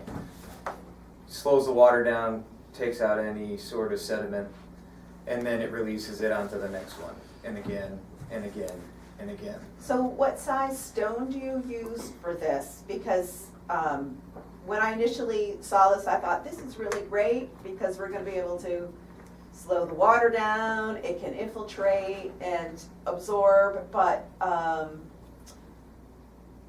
It's not like an infiltration trench. It's surface mounted, and it's very right, no, I understand, but allows the water to slow down and correct. reabsorb. Reabsorb. But if it'll slow down a little bit if does it really slow it down or does it really do anything ultimately? I had run this by one of our peer reviewers because he was looking at the set of plans that we were going to, and he's like, what are these things? They're not gonna do much to slow the water down. So, You said that? different of opinion. Paul. Yeah, I mean that's a difference of It's a opinion. difference of I opinion. mean, a rock so- check dam, I don't know where he would come up with that. Well, he's Rock like- check he's dams like- are used I like- everywhere. I know, I thought it was a good idea, but he I had mean, that's concerns what- about it. But they use them everywhere. We use them everywhere. I know we do use rock check dams to If slow If it you down were, for if you were swales doing a and- temporary sediment, you know, Sure. you're gonna use rock check dams every X number of feet for exactly that reason. So what happens at the end? I mean, At the end, it's maintaining, it's actually reducing the flow. So the Reducing water it. slows down and is released slowly. Okay, And it's more to Stays in sheet flow, yeah. maintain, it does. it's more to eliminate concentrating the flow. I'm not- I'm I've been just a huge a- advocate for this for a long I time. know, I mean, when I saw it, I'm I a big thought fan it of was not really, digging really great, holes I'm in the just middle saying of that it. he's Yeah. concerned Well, about I it, mean, but- I'm a site guy and I don't wanna do them because it's stupid. I mean, Yeah. the basics, cause it's just a major amount of expense that you don't need to do. and It's it's so much not He's a worth it. easier Jason fan. It's so much easier to get 1/2 inch and smaller gravel and just dump it in a line. I mean, the only concern is is during construction, how do you get around it? You'll have to make breaks in them during construction, and then you'll repair them. But the modules and the tables go right over. And they don't care. If you drill right through them, you just push the rock back together. Oh, so you just put a break in it and then you use that as your exit and Yeah, entrance it's- point for a little while? Mm-hmm. Yeah. And then what about during construction, there's gonna be sediment that You clean collects? it up, just like, again, the whole But- point. But how do you clean it? Oh, no, I'm sorry, there's gonna be, during the construction, there'll have to be temporary sediment basins and other things designed to handle whatever area is exposed temporarily, then once it's Yeah. set up. So, Com- well, that was one of the things that you don't have on I mean, this is probably the slimmest filing I've ever seen. Okay. Construction sequence, stormwater, what are you gonna do? Where's your straw hay bales going where? So some of that will be planning board focused regarding Sure. for like the bulk of the site.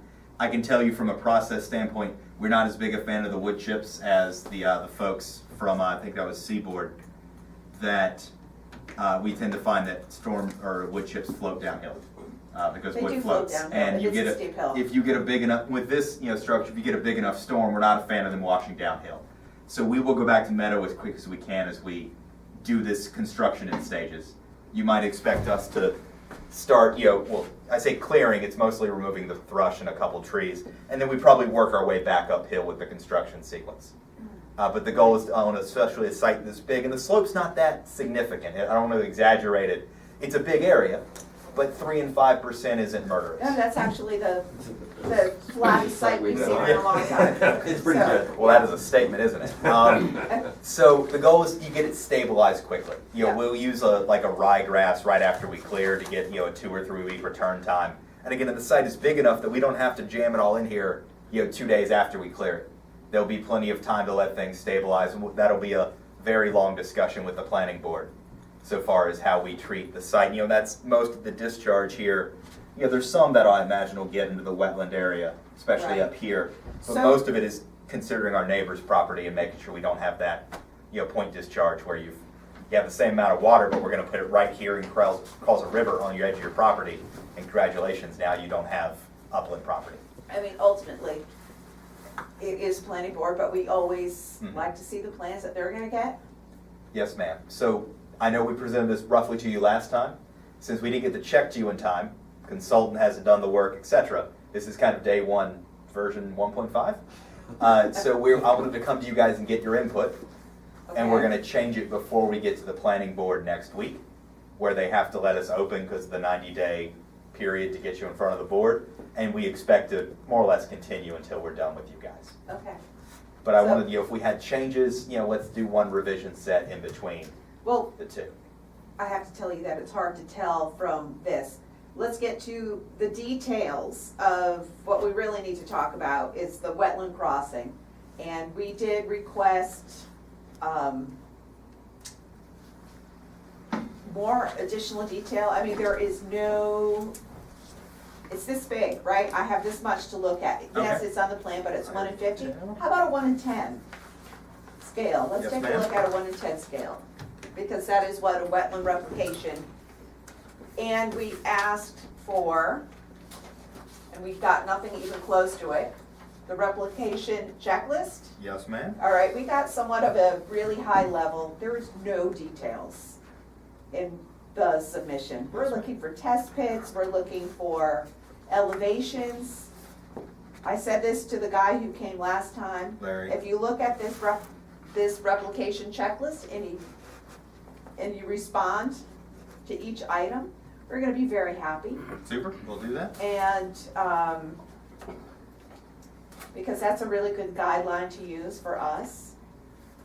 You're asking to work in a wetland, we wanna understand that you understand what you're doing. And the other thing is the idea of putting in, an open bottom versus pipes. As in like the culverts underneath a crossing. Yeah, Mhm. just putting in an open bottom arched, Rather than a culvert that, a bridge. eventually it's gonna get filled up. Like if you have a culvert. It's we went and checked it out, it's a wetland, it's not a stream, I mean, I could see culverting a stream. But it's a little just broader and It's muckier. broader, right, how do you do that? I'm imagining something almost like a prefabricated steel bridge is a bit much, but something like logging bridges that are more permanent, 4x6s, that kind of item. Something where the wetland can flow underneath it?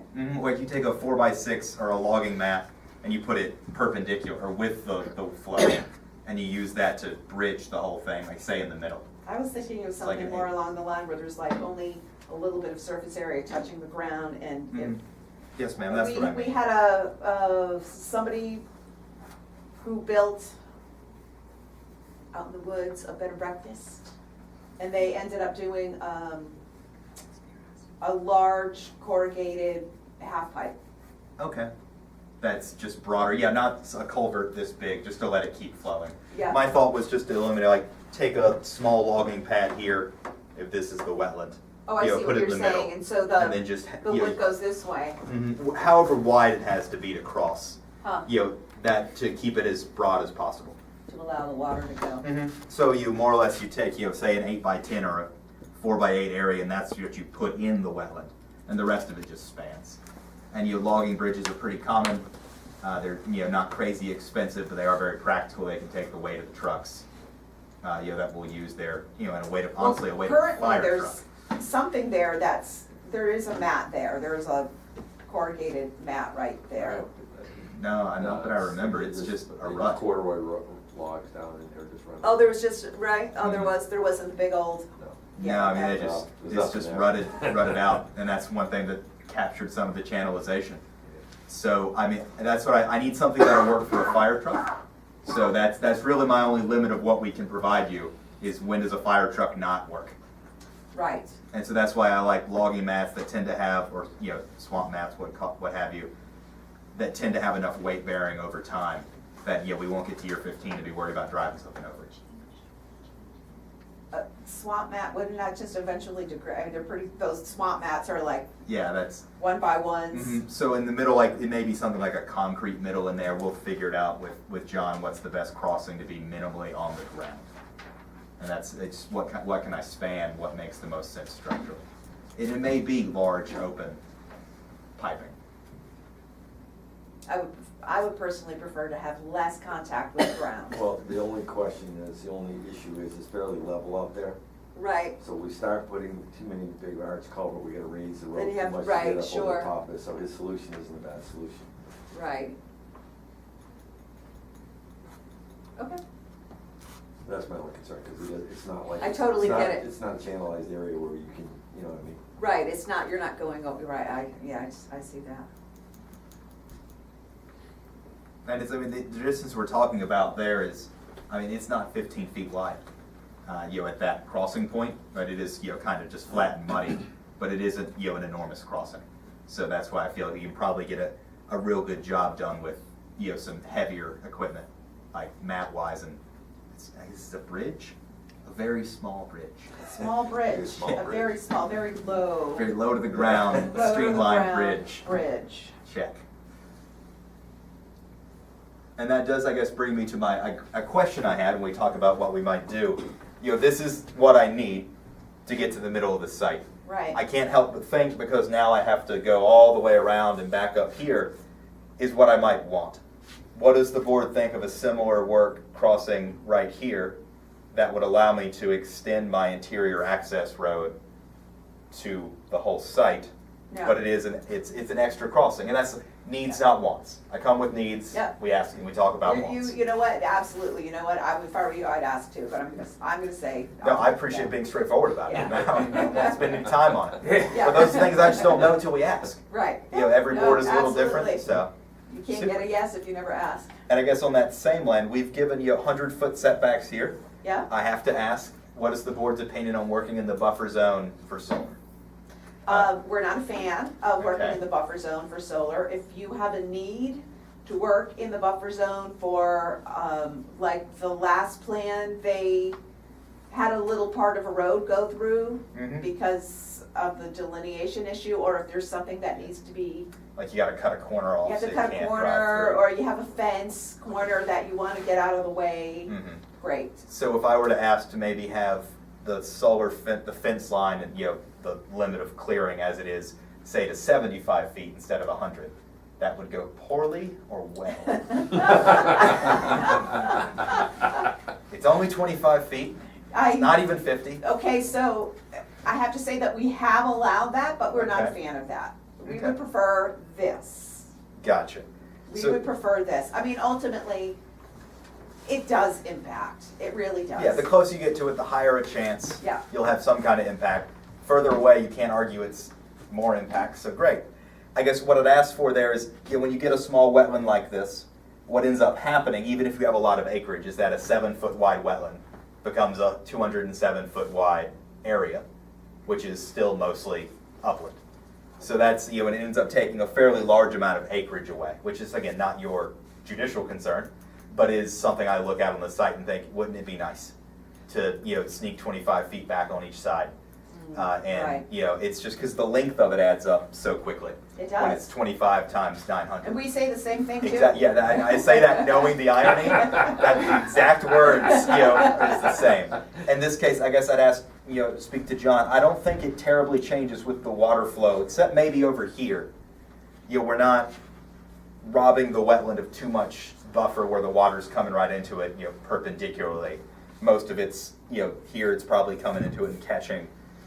But, you know, a lot of it's going parallel with the flow down the hill, except over here.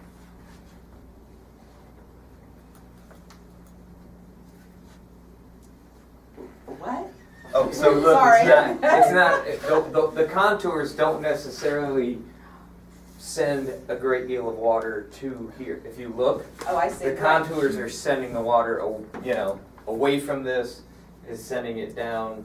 Kind of in Like- parallel with the flow. Yeah, it's basically going, That's the natural contours. those are the natural contours. Which, that's one reason we like those check dams, because they don't 'Cause change we're a lot follow- out Basically, there. we're following the existing contour line. Right, yeah, we saw that, Yeah. which we also thought was Yeah. pretty good too. Because we don't want to channelize it, we don't want to pull it up at the bottom of it, that's not the goal. Yeah, So I guess what I would ask the board, if they're willing to consider it, is letting us work, to a 75-foot no-touch, except over here, where we'd stick to 100. And that would involve, the clearing, and then the check dams would come up. all right, what do you need, okay, so first of all, we had this conversation in an email and also at the last Okay. meeting. You are also really too close to, Yes, ma'am, we're gonna, the bylaws, Yeah. we're gonna change that, that's why I wanted to come here and Okay. get one full set of changes right, sure. and do it all in one go. And I like the 100-foot, I mean, that's my take, I'm gonna ask for the 100-foot. Yes, ma'am? I mean, that's, everything inside that is at your discretion, but I can't help but Yeah. ask. I mean, this is a pretty flat lot. This isn't like a steep lot that we've been dealing with. I know. And so, But it's I'm also, not as opposed to it, but I mean, yeah, I'm only one for it. I'm seeing that, I'm also looking at it as a wildlife corridor, and This is true. it's,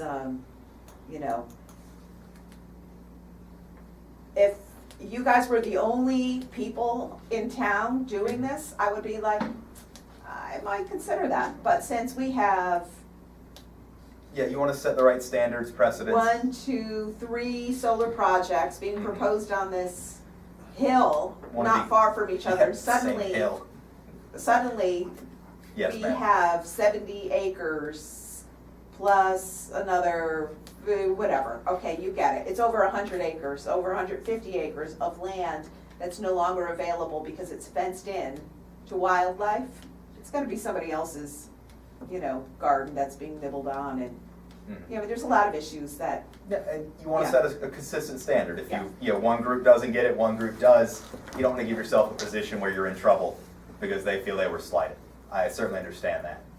I guess my fallback ask, there are not very many trees in these buffer zones anymore. Trees cause shade. Shade is annoying to people who do solar. There, I'd say, would be a handful of trees I would like to be able to cut down in that buffer zone by hand, so they don't shade the array right next to it. handful of trees. So you get out there, you see it's, trees every here and there, but one 60-foot tall tree right here shades pretty considerably into the rest of it. So you're looking at pollarding. Yes, yeah, we wouldn't have to take it all down, just the bulk of the height.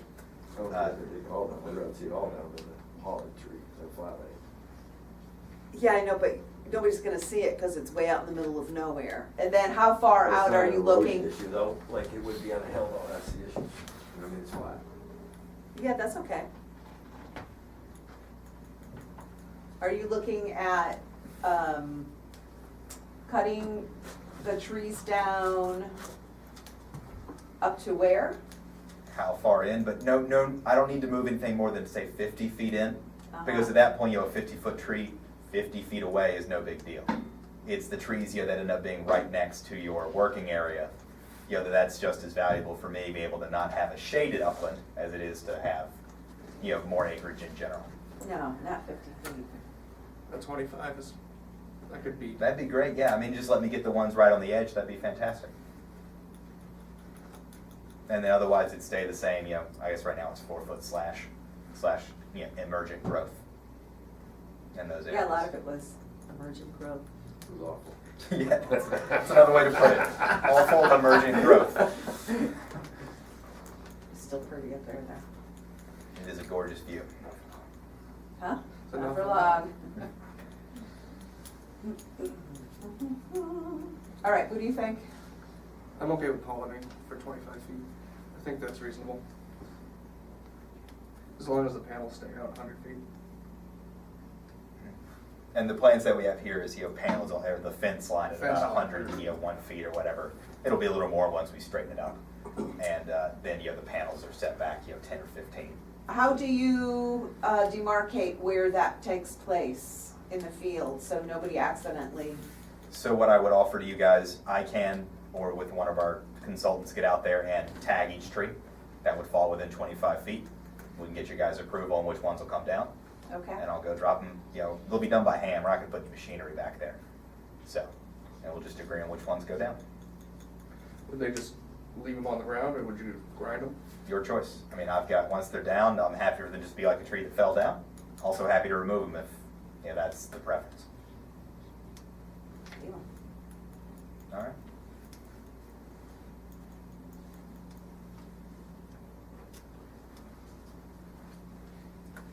Super. I don't think we have very many other questions. Okay, Do you think of anything, John, that we've, I mean, it's a pretty condensed discussion with just the crossing.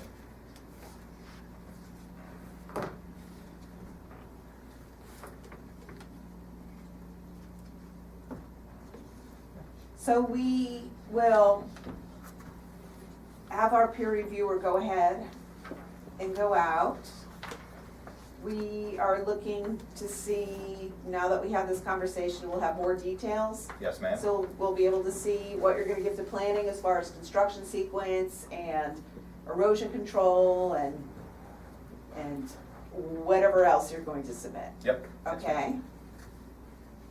Because that helps inform what happens to the rest of the site too, Mhm. once we see everything. Yeah, okay. I think that really is it. We want more detail, Get you a detail of the crossing at a higher resolution. right, higher resolution, plan view and then side view of things. Yeah, We want the replication area, we want to see the elevations, we want test pit data, we want, yes, ma'am? and, you know, we want that form filled out, Super. okay? And I don't think we have any other areas, that's it. Could I see a copy of the form that you're talking? Oh, I emailed it to, Sean Campbell. do you want me to email it again? I can email it If to you. Sean has it, I'll get it. If you email to someone, it's either Sean or Larry, but if it's Larry, it'd be harder to get a hold of. Okay, it could have been Larry. I can Yeah, give let's- me your card and I can email it to you. I honestly just ran out. I thought I did. I will- can email it. I'll shoot you an email, Do yes. I sir. have, I mean, you guys were all on that distribution list, Yes. right? I may not be. I'm Who do sure I I take was. out? I will shoot you an email to get all of our contacts Okay. together.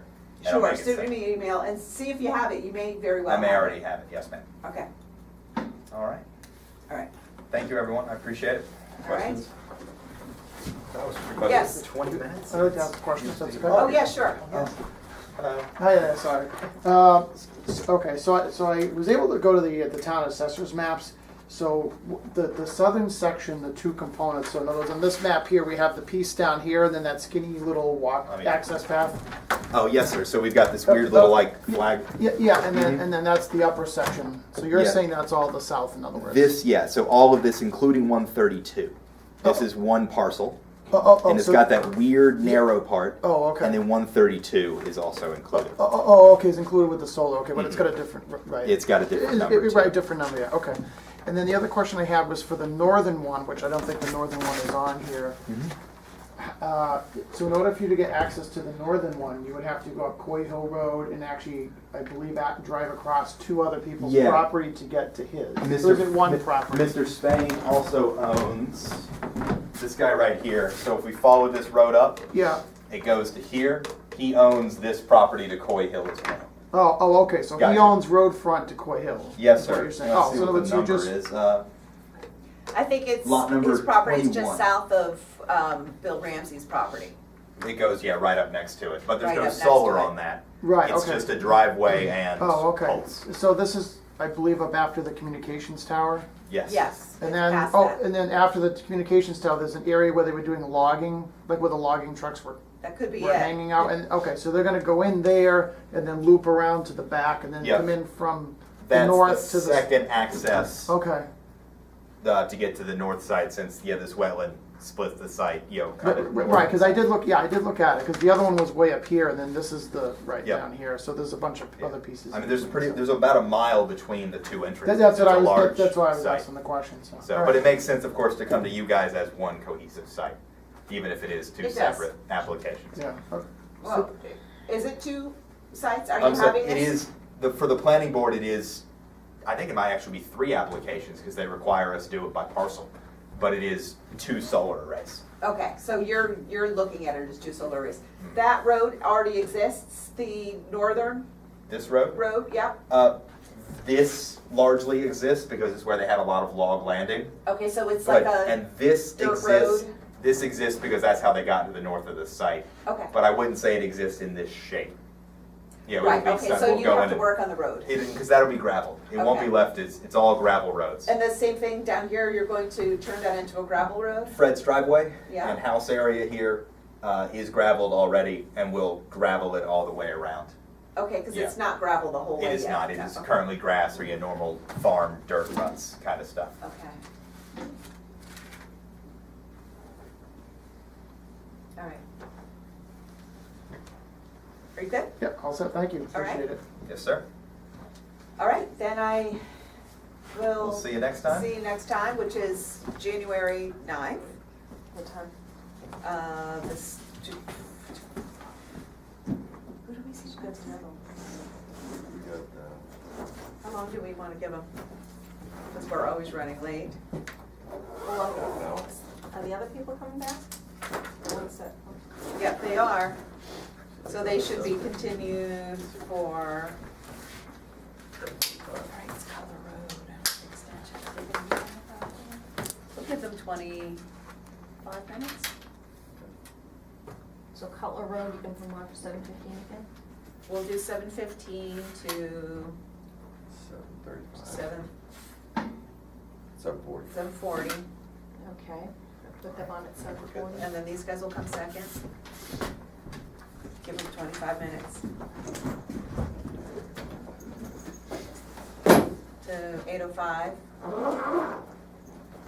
The next one, okay. Crazy. I'm taking one as you Did a motion? We had one thing to talk about. Yes, can I have a motion to continue the public hearing until January 9th at 7:40? Make a motion to continue the public hearing until January 9th at 7:40. Second, all in favor? Thank you. Thank you.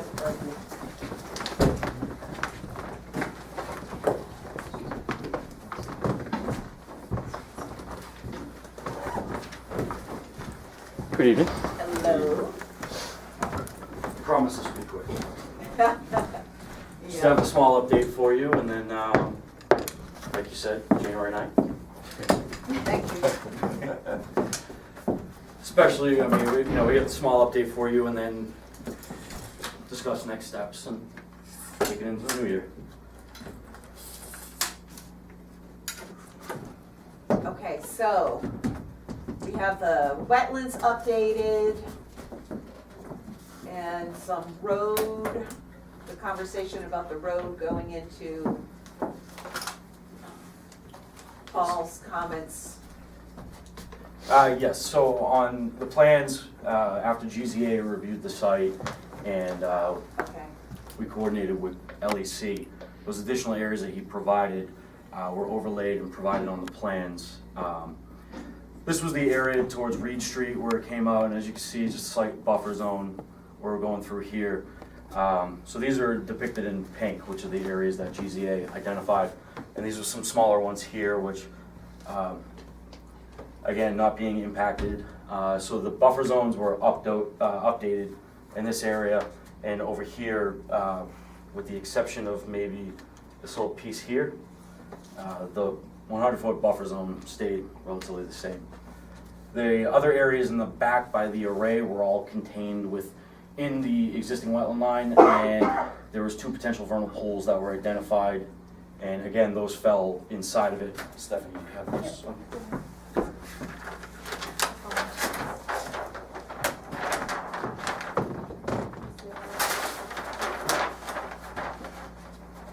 So this is the area where the array is proposed, and this is the northern wetland where potential vernal pool was identified. all right, where's the array proposed? Right here. Okay, And on the, so right here is where the array would be, and down here was that isolated wetland that was Yeah. identified, and the potential vernal pool. And just for depiction purposes, we've showed the 100-foot, although, yeah, so I just wanted to show that we're still 120 feet in that location outside of it. Everywhere else, we're still 120 feet.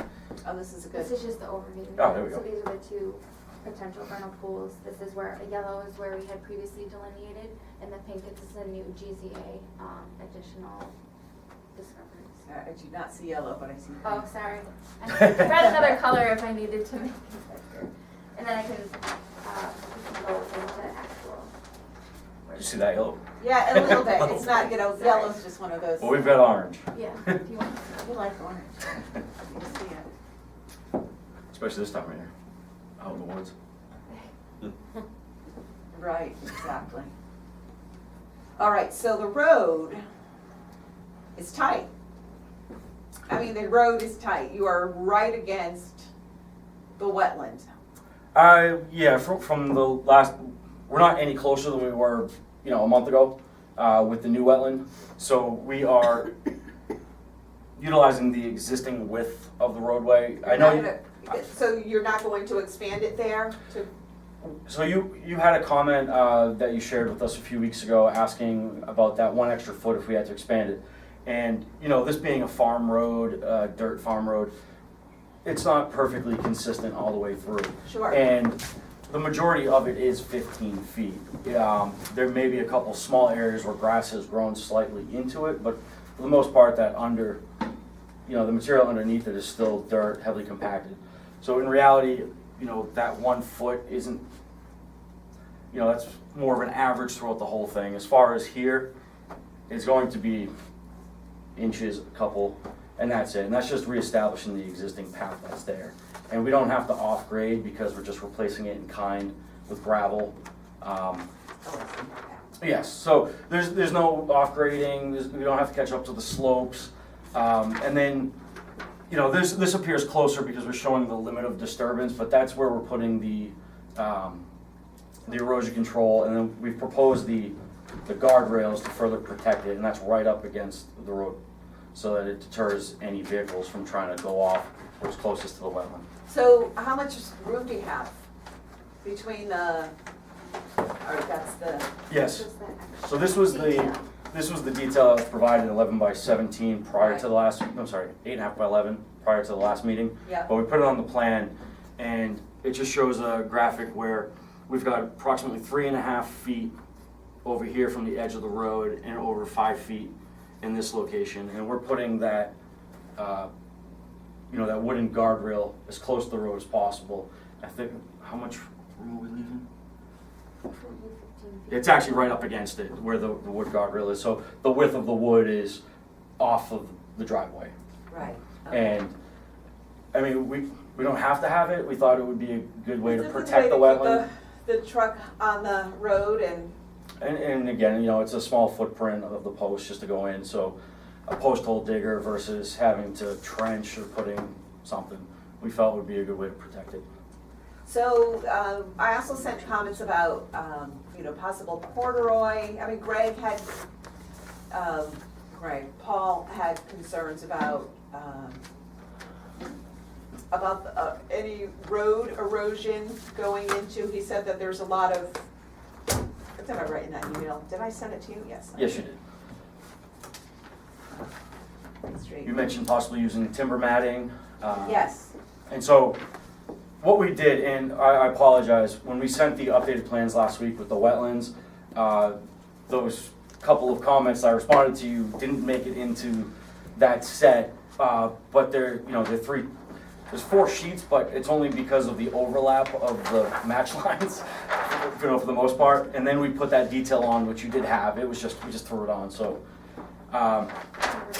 Yeah, so I know you mentioned putting timber mats going into the entrance of the array, outside of the buffer zone, but because of the majority of the clearing back here, so we added the timber mats right in this location going into the array.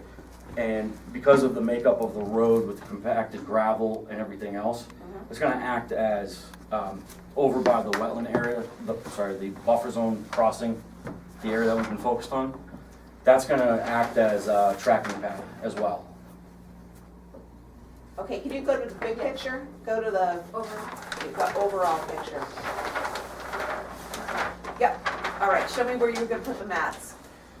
So the timber matting we put right here, which is going in and out of where most of the activity is going to be, Okay, and which this will be after the roadway is constructed with the gravel. okay. And in this area here, wasn't sure if this is where you were referring to for added sediment built up in that buffer zone in here, but so I wasn't sure if that's what you were referring to. But we did put the timber matting here. We do have additional tracking pads on both sides to the north here. I'm sorry, here and here. So not only do we have the timber matting, but we have tracking pads in the array area as well to prevent sediment from leaving the area.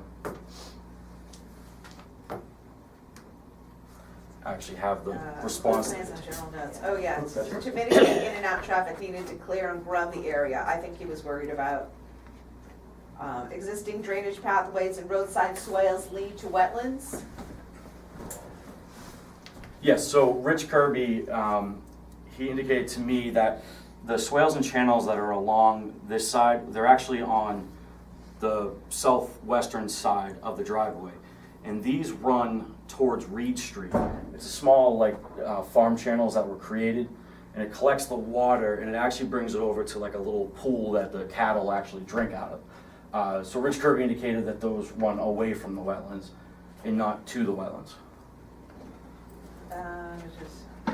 Roadside swales that lead to the wetlands. So our guy was saying that, that's what he was saying, that there's swales and stuff that lead to the wetlands from the roadside.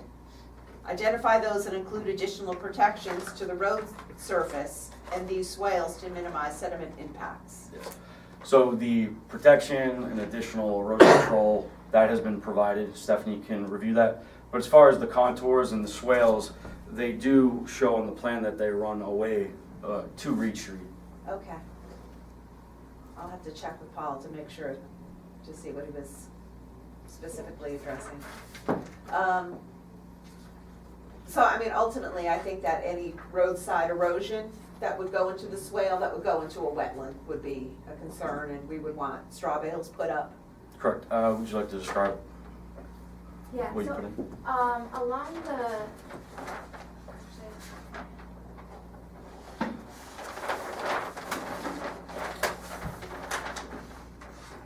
so, are we talking about this then, or we're gonna get clarification if it's this roadway going to the wetland? I think it is, but Yes. yes, let me get clarification So from if you. it's that, then we can certainly put additional, hay bale silt fence along the outline, or out along the edges of the road, which we kind of put the extra timber rail here.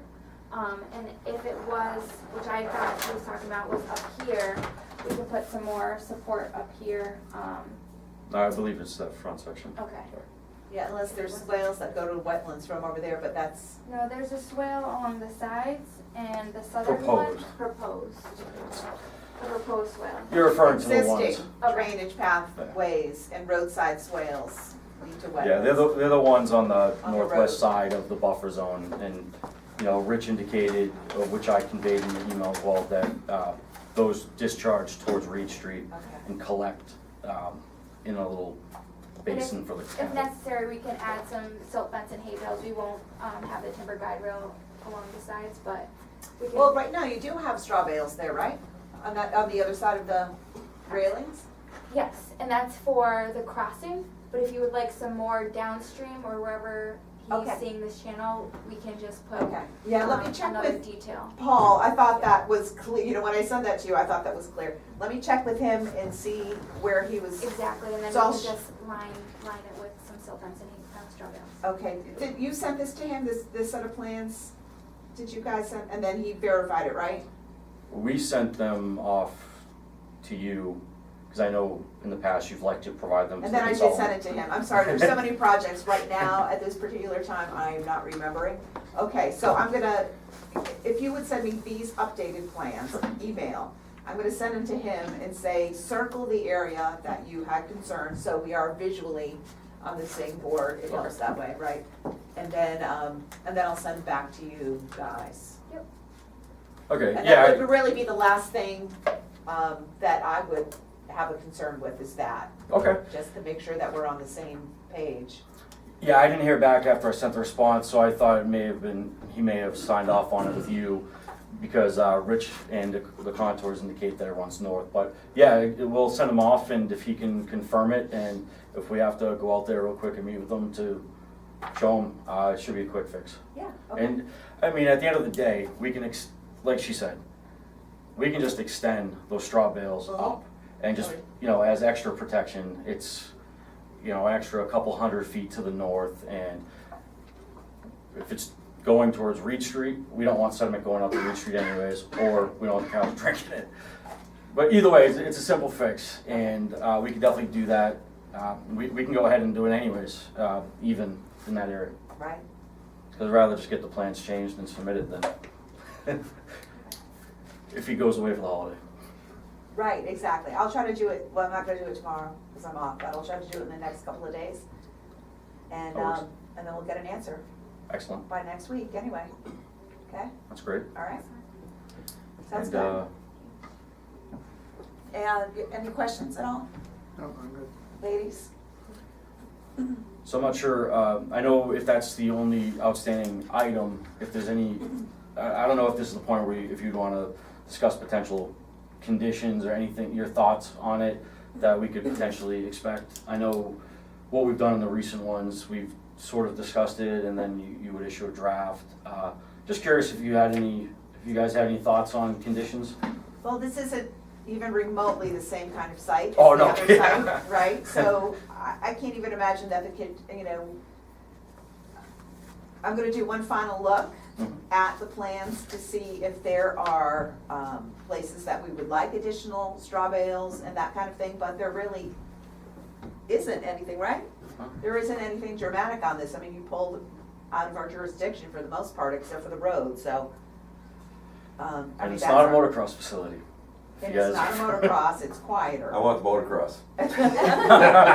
I won't tell Keith Goyette that because Oh, it would be so much more fun. So, neighbors didn't think so. What was it, 9 years ago, I think was when oh he my tried gosh, doing I that? guess But, it was. I was on the commission then. Yeah. Still, I walked that site quite a few times. Yeah. I think we've, you know, on this site, out of all the things he's wanted to do or tried to do, you know, this obviously being the least impactful. And, Yeah. you know, last time, I know we've mentioned it, I'm not sure if I had a copy of it, but we had they used 3D scan to actually do the survey. So they use like a drone and it sends down, like does like a 3D scan of the actual like trees, the ground, everything. That's how we got the topography. And they're able to colorize the points with the pictures that are taken at the exact same time that's being scanned. So we were able to, where the tree clearing line is, remove it from the point cloud and take the 3D like of the panels and overlay it. And we can sit there and go all the way down to the next street over, the state highway, and just sit there and look from any direction if anyone's gonna see this. And I'd be more than happy to share them with you. I know it's more of, Oh, that's really cool. yeah, it's amazing. I mean, the company that did it, they've been doing the drone, but we were sort of their guinea pig with these presentations, and they come out amazing. And I definitely share them with you guys. And you guys are going to Reed Street with power? Yes, we're going out. We have an interconnection service agreement already in place with National Grid. We've got the power right there. Everything's set. Three-phase on Reed Street? No, I believe there's going to be a feeder that gets run on the existing poles. I don't believe it's All the way back to, three-phase. it's gonna go back to South Street. That may be the case. I haven't looked, we got it so long ago because we looked at another property, the one that you guys reviewed, was it Loberser's property? Across the street in the wetlands, I believe, was that a year ago? A couple years ago. Yeah, Which Loberser, across the street. Oh, that's when you, yeah, right. Yeah, so that's when we started the process and the interconnection, we got the interconnection agreement a that's while right. ago, so we're able to actually, with utility, I forgot because about it's literally just one side of the road to the other, you know, we're fortunate to, Mr. Right. Goyette, you know, reached out and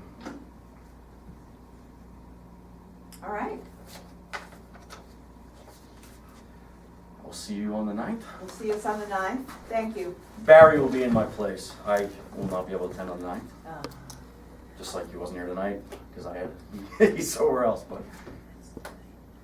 So we will be 8:00, no, 8:10? 8 to 5. 8 to 5. 8:05? All right, motion? Make a motion to adjourn to the 9th. Continue? 8:05, Continue. The hearing. 8:05. I'll second. All in favor? Aye. Did you get that? We're gonna continue the hearing to the 9th at 8:05. Okay. Thank you very much. All right, thank you. All right. Sleepy time. How you doing? All right? I'm okay. I've been better, but I'm all right. My 3-year-old, my little guy, he's got big sinus infection, it just traveled into his eyes and his ears, so he's got one ear infection and both of his eyes are infected. So he's like just miserable. Yeah. Okay, so if anybody comes in, I'll have them. All right, perfect. It's just really sick, poor guy. I know. That's what it says, and then it's like so miserable. Yeah. So he's not been sleeping, so nobody else knows. All right. That's exciting.